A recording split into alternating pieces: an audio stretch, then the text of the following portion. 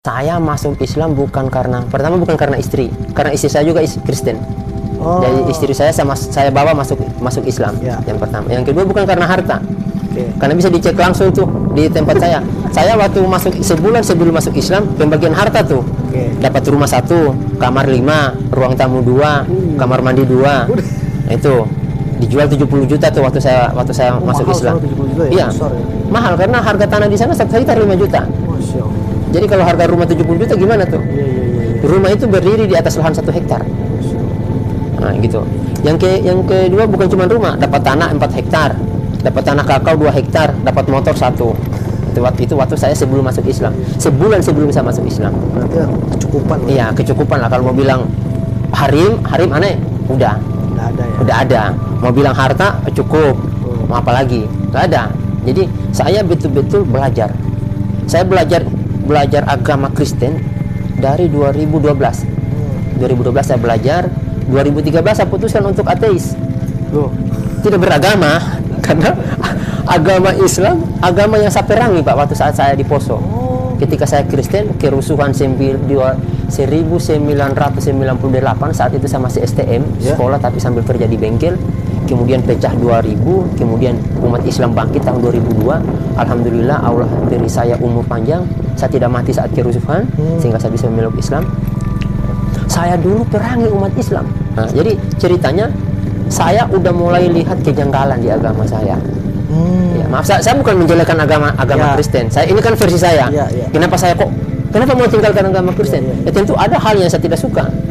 Yang pertama, setiap kali kita mau hari raya Natal, tahun baru, selalu bawaannya minum-minum, mabuk-mabuk, ya kan?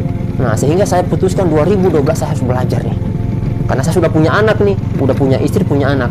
Mau saya bawa ke mana nih anak saya ini? Benar tidak agama yang saya anut saat ini? 2010 saya ngomong sama istri, mulai sekarang saya harus belajar agama. Saya mulai setiap jam 7 malam tuh. Setiap jam 7 malam sampai jam 10 malam udah ngantuk tidur. Jadi ada doa saat itu yang saya selalu panjatkan ketika memegang Alkitab. Jadi saya kan punya meja tuh dalam kamar saya. Sebelum ketika saya pegang Alkitab, saya berdoa sama Tuhan. Tuh, ya Tuhan ya Allah. Jadi doa saya saat itu bukan Allah kan? Ya Tuhan ya Allah, berikan saya petunjuk, berikan saya kemampuan untuk bisa memahami Alkitab ini, isinya ini. Setiap saya kali belajar. Udah mulailah saya buka, saya pelajari. Mulailah saya dapat. Wajib kita disunat. Kalau tidak disunat dibunuh tuh. Di Alkitab, Kejadian 14 ayat 17 kalau nggak salah. Wajib tuh kita disunat. Karena Yesus juga disunat. Kemudian wajib tuh pakai jilbab. 1 Korintus 11 ayat 5 sampai 6 tuh. Wajib kita tuh. Harus kita dipakai jilbab. Kemudian wajib kalau ketika ibadah itu ruku, sujud. Wajib puasa. Nah, kemudian ketika nanti hari raya Paskah tidak boleh potong babi, harus potong kambing atau domba. Itu yang diwajibkan. Nah, sehingga pada tahun 2012 akhir saya berdebatlah sama 3 orang pendeta. Yang pertama pendeta YH Kaluti, yang kedua pendeta Imran Pombu, yang ketiga nih yang saya tunggu-tunggu nih, dia master teologi lulusan Manado, Sulawesi Utara, namanya IGD Made Supratniana, master teologi. Nah, saat dulu ketika saya sudah debat sama 2 orang pendeta ini, saya tidak dapat jawaban yang memuaskan. Nah, sehingga saya tanya sama tante saya, bilang, "Tante, di kepengurusan pendeta ini yang paling tinggi ilmunya siapa ya?" Master. Itu master. Nah, udah alhamdulillah Allah datangkan tuh yang masternya tuh. Saya dekati tuh yang masternya, saya mau nuntut ilmu sama dia. Saya ajak debat lah. Istri saya sebagai saksi di situ. Istri saya saksinya tuh. Nama 1 orang namanya Sam. Jadi kita bertiga tuh. Saya datang debat sama dia. Saya mau bahas tentang ketuhanan Trinitas. Saya mulai ragu dengan Trinitas itu. Ketuhanan Yesus itu saya betul-betul sanksi perihal itu. Sehingga kita berdebatlah sama pendeta. Saya bilang, "Pak Pendeta, yang saya mau tanya terlebih dahulu, 1, ini Alkitab fungsinya apa?" Itu sama master tadi. Iya, ini sama masternya. Ini fungsinya apa Alkitab? Apakah sebagai petunjuk atau buku bacaan? Kalau buku bacaan tentunya habis kita baca simpan. Nggak perlu kita jadikan pedoman hidup kan?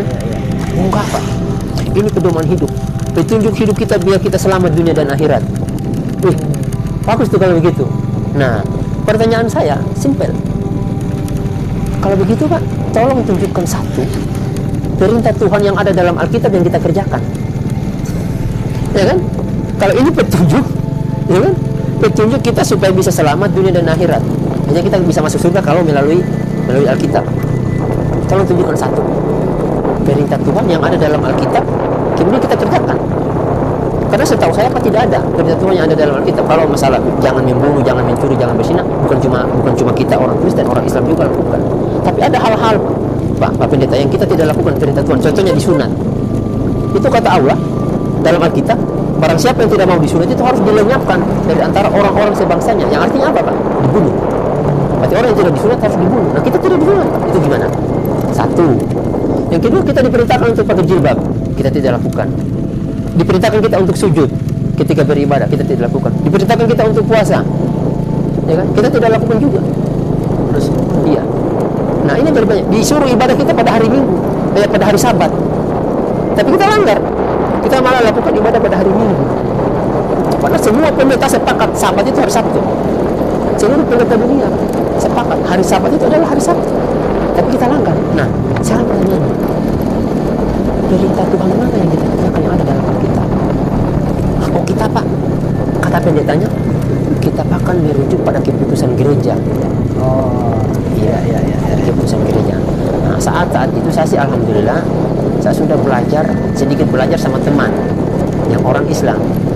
Jadi dia sampaikan ke saya begini, Jem, biasanya saya dipanggil Jamie situ. Begini Jem, orang Islam itu siapapun dia yang ngomong, mau entah itu ulama dari manapun, mau dia ustadz, kiai, syekh dari Arab sekalipun, kalau apa yang dia sampaikan tidak sesuai dengan Al-Quran dan Sunnah, tinggalkan.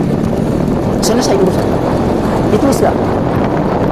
Nah, orang Islam punya prinsip seperti itu Pak. Nah seharusnya kita punya prinsip seperti itu. Nah yang saya mau luruskan di sini Pak, bisa tidak kita seperti itu? Sama pendetanya? Iya, sama pendetanya. Kan ini kan tidak sesuai, apalagi Pak perayaan Natal. Saya Pak sudah buka Pak dari kitab Kejadian sampai kitab Wahyu, saya tidak dapatkan tanggal 25 Desember itu hari kelahiran Yesus. Terus apa yang kita buat? Karena di kehidupan kita ini Pak ada dua saja perintah yang harus kita patuhi untuk kita bisa selamat. Nah, yang pertama perintah Allah masuk surga, yang kedua perintah iblis masuk neraka. Dua itu saja kan? Bila itu bukan perintah Tuhan, dipastikan itu perintah iblis. Itu amalan setan. Nah, secara tidak langsung. Nah, ini yang kita lakukan. Kita rayakan perayaan Natal. Kita rayakan ibadah pada hari Minggu. Ya kan? Kita makan babi, dilarang oleh Tuhan.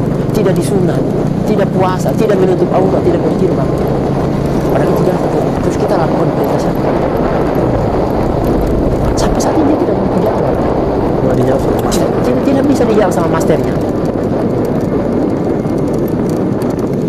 Saya masuk Islam bukan karena istri, karena istri saya juga Kristen. Jadi istri saya sama saya bawa masuk Islam. Yang pertama, yang kedua bukan karena harta. Karena bisa dicek langsung tuh di tempat saya. Saya waktu sebulan sebelum masuk Islam, pembagian harta tuh. Dapat rumah 1, kamar 5, ruang tamu 2, kamar mandi 2. Itu dijual 70 juta tuh waktu saya masuk Islam. Iya. Mahal karena harga tanah di sana 1 hektar 5 juta. Jadi kalau harga rumah 70 juta gimana tuh? Rumah itu berdiri di atas lahan 1 hektar.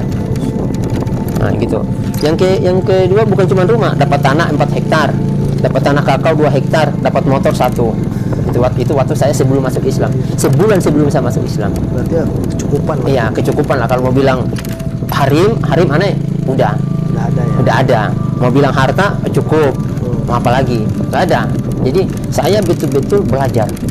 Saya belajar agama Kristen dari 2012. 2012 saya belajar.